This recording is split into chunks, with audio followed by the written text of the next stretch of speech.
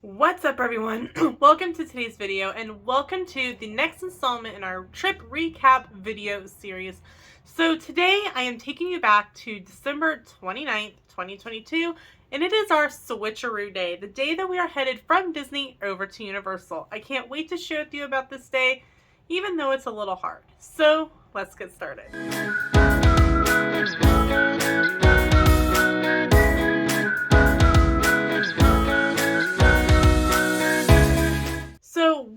Like I said, we're finally here at our switcheroo day. Sam and I were really excited about going over to Universal because we had a good time the year before, but we really weren't impressed with our resort. So we were really hoping that Cabana Bay was going to be better. So we got up, we got the rest of the car loaded, we got dressed, and we headed out by about 5:30. So yeah, it was kind of early. But like I said, we had things that we really needed to get done before the parks opened, so we wanted to be there as early as possible. And early park admission was starting at 7 on this day. So it took us about a half an hour to get over to Cabana Bay. So we were there about 6. And since it was dark, we were actually able to see it with the neons on. So that was a really great way to be welcomed into Cabana Bay. They are simply stunning, and the lighting colors that they've picked are 100% appropriate for the era that Cabana Bay is, the 50s and 60s. We were able to get some temporary parking up front. We went inside. I got us all checked in, and we were paid for by 6:15. Now, here's the difference between Disney and Universal when it comes to parking. Disney charges you daily for parking. You don't pay it all up front. At Universal, you pay it all up front, so you're not paying it each day. You're like, okay, you're there for this many days. Okay, awesome. Here's how much you owe. Boom, done. I liked that a lot better. When I showed, the funny part about this is when I went to check in, they asked the CID, and the lady's like, this isn't you. I'm like, yeah, it is. And she's like, no, it's not. So I literally had to take out I had to show her on my phone a before and current picture of myself to show that I'd lost that much weight. And I really still have that same ID, and we're going on a cruise in November, so I probably need to get that taken care of. Just saying. The lady told us where the temporary parking lots. So Sam got the car moved to the temporary parking lot, and I checked the vacation planning desk to see what time they opened, and they opened about 6:30, 6:45-ish, and so I got in line for Starbucks. I love that about the Universal Resorts, that there's a Starbucks in each lobby. So Sam came in and then switched me spots. He stood in line for Starbucks, and I got in line for the vacation planning desk so I could get our APs and the rest of our items from our Harry Potter package taken care of. So if you don't know, the vacation planning desks at Universal, there's one in every lobby, and they're like a mini guest services. You can take care of pretty much anything that you need to do at those vacation planning desks. So I was first in line, so I was able to get our annual pass holder cards done, get the rest of everything squared away. Sam, bless him, got us our coffee. He got me an everything bagel with cream cheese to eat while we waited because our breakfast wasn't going to be until 9, and more on that later. So I am fortified with coffee and food, which makes me not cranky, which makes Sam a happy camper. So we headed outside and got in the massively long line for the buses. It was actually long because they hadn't opened part of the switchbacks. So once they opened up the switchbacks, everyone started moving again. And we were on like the 3rd or 4th bus. So it really didn't take too long. And yes, we ended up standing, but at this point in the day, it wasn't too big of a deal. Now, something to note if you are new to Universal is that it's all in one area minus Volcano Bay, currently. Once Epic Universe opens, this won't be the case. But the buses take you to City Walk, and that's like a smaller version of Disney Springs. But the 2 theme parks are like kind of attached to it in 2 different spots. So you need to go one direction to go to Islands of Adventure, one direction to go to Hollywood Studios, and then you jump on a bus to go to Volcano Bay. Unless you're like us and staying at Cabana Bay, but more on that in another video. On this particular day, we were starting out in Islands of Adventures because we had breakfast with the Grinch scheduled for this day. That wasn't until 9. So what we did is we went in to the park, and there was a spot where you showed either your annual pass or your room key, depending on what you were using to get in for early park admission. We headed to Dr. Seuss Land to scope out kind of where we were supposed to go, because we were going to Circus McGurkus, and we weren't really sure where that was. Kind of hard to miss it though. Then we just kind of wandered around for a couple hours. We finally decided that we actually needed to get some lanyards, so we headed back to the gift shop at the front of IOA, and there was a sign that said if you put $300 on a merchandise gift card, you would get a free wand.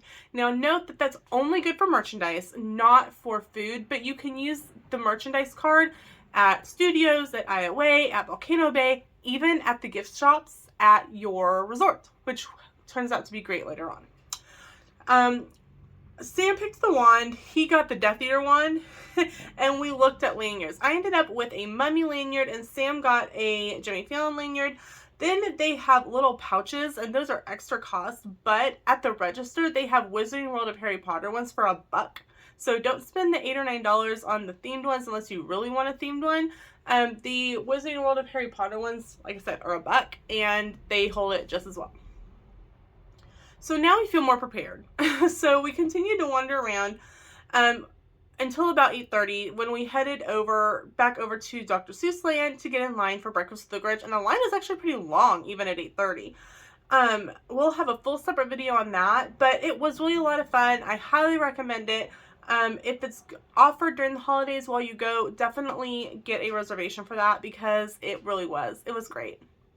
So when we were done with breakfast, we decided to head over to the studio side, and by this point, the Hogwarts Express was like a 30-minute wait, which you can walk from IOA to studios in like 10, so we just walked over. When we got in, we caught Marilyn coming out of backstage in her car, so we got to snap a few pictures with Marilyn. And then the Mystery Machine was out, so I got my picture in front of the Mystery Machine, which I was excited about. Sam wanted to go see the horror makeup show, which is right across from Mel's Drive-In.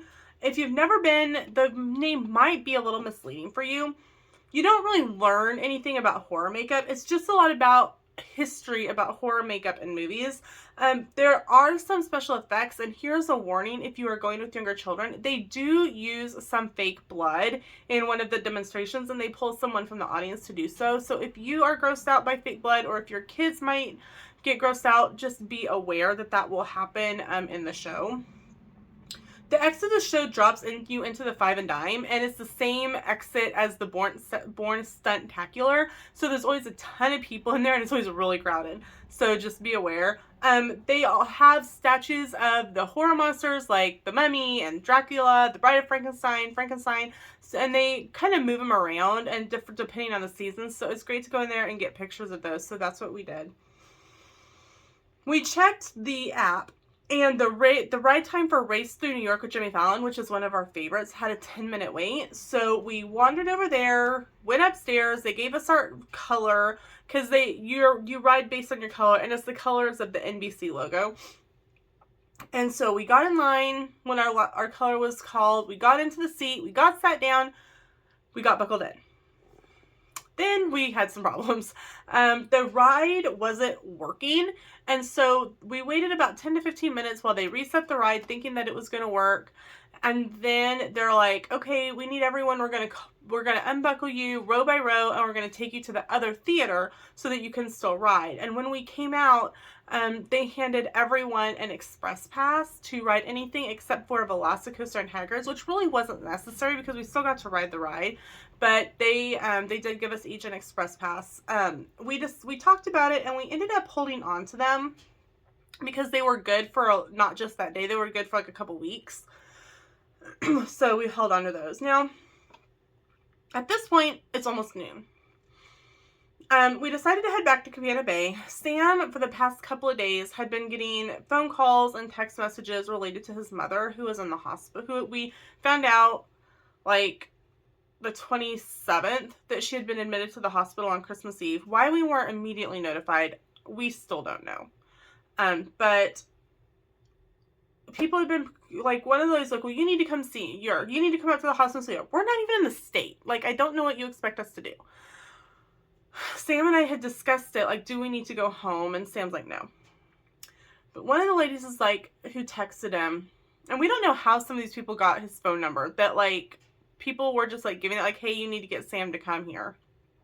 She's like, you know, even if you don't want to come up and see her, at least call the hospital, call the room extension. There's people in the room all the time, and have them and just talk to her. So Sam was like, okay, I think that's what I'm going to do. So I was like, okay, where can we go so that Sam can do that somewhat privately? Maybe I need to go and ask if a room's ready. But on the bus, I got a text that our room was ready. So it worked out the way it was supposed to. So we got back to Cabana Bay. We moved the car into, there was a parking spot like right in front of the area to go into where our room was, which was great. We unloaded the car, and Sam stayed in the room, and I went to the Bayliner Diner, which is the food court. I ended up getting the cheeseburger and shake combo, and sat in the Bayliner Diner. I messaged Sam like, hey, this is where I'm at. Let me know if you need me. I'll come back to the room. And about an hour later, Sam came back, and he ate lunch. And it was just, it had turned in, Sam's like, I said what I needed to say, and I'm like, okay, good, I'm glad. I'm like, are you sure we don't need to go home? And he's like, no, it's okay. I said, okay. So it was really nice weather at this point, so we decided to change into swimwear, and we went to the beachy area, and we just lounged for like an hour. I read, we had a great view of Volcano Bay. It was beautiful out. It was wonderful. It was really nice to just have warmth again. While we were lounging, we decided that we wanted to go see the parade, the Universal Holiday Parade featuring Macy's. So we went back to the room, got dressed, and headed back to the parks. But just as we entered the park, Sam got a phone call that his mother had passed away about 10 minutes prior. So I'm like, okay, what do you want to do? And he's like, we're just going to stay here. And I said, okay, if you're sure. And he's like, yeah, we're just going to stay here. We're going to watch the parade. I'm like, okay, the parade's in like 3 hours, but okay. So we ended up taking a few pictures, and I ended up in the pictures because Sam didn't want to be. I got Sam a drink, and we're sitting kind of in front of Finnegan's, which is another one of our spots that we like to watch the parade. And Sam's like he was just sitting, like he was pretty much dazed, which I mean, I don't blame him. And I'm like, are you sure you want to watch the parade? It's in like 2 hours. And he's like, you know what? I just want to go back to the room. And I'm like, that's 100% fine.